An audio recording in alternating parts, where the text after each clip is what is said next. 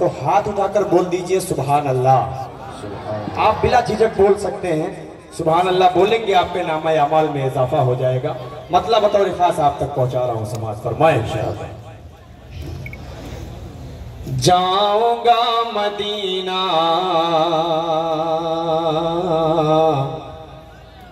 जाऊंगा मदीना, जाऊंगा मदीना, जाऊंगा मदीना, चूमूंगा इन आँखों से, चूमूंगा इन आँखों से वो जन्नत का नगीना। जाऊंगा मदीना, जाऊंगा मदीना, जाऊंगा मदीना, जाऊंगा मदीना। कि मुझको मेरे हालात ने मजबूर किया है, फुरकत ने आया का तेरी रंजूर किया है। इस आईने दिल को बहुत चूर किया है।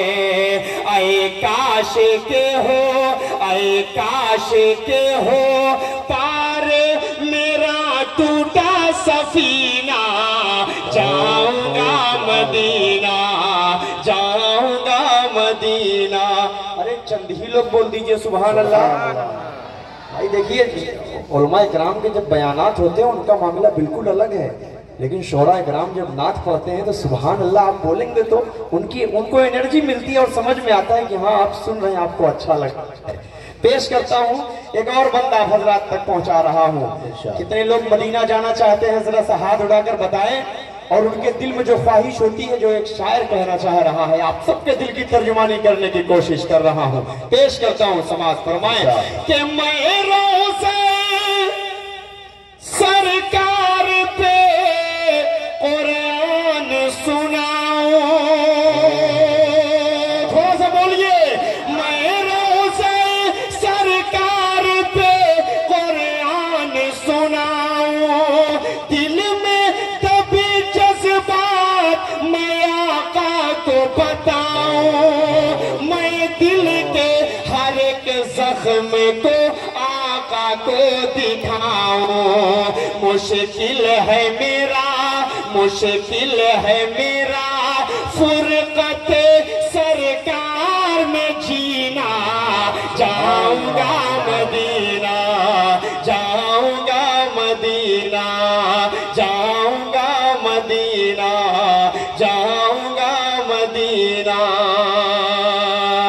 और ये शेर सदर मोहतरम के हवाले से बतौर खास आप सबकी ज़हीन समातों के हवाले, अकरम भाई के हवाले से पेश करता हूँ, समाज फरमा लें कि दाऊद के जैसी मुझे आवाज अता कर, जिब्रील के जैसी मुझे परवाज अता कर, मूसा के तकल्लुम सा वो अंदाज अता कर, और दे दे खुदा, और दे दे खुदा मुझको मोहम्मद सा करीना। जाऊंगा मदीना, जाऊंगा मदीना, जाऊंगा मदीना, जाऊंगा मदीना। आखिरी बंद पढ़ता हूँ, उसके बाद एक नज्म पढ़ूंगा जमीयत उलमा हिंद के हवाले से इंशाअल्लाह। उसके बाद मैं रुखसत हो जाऊंगा, क्योंकि बाद में वक्त मिले ना मिले, लेकिन मुझसे बड़ी फरमाइशें हुई हैं उस नज्म के लिए। हजरत मौलाना सैयद अशहद रशीदी साहब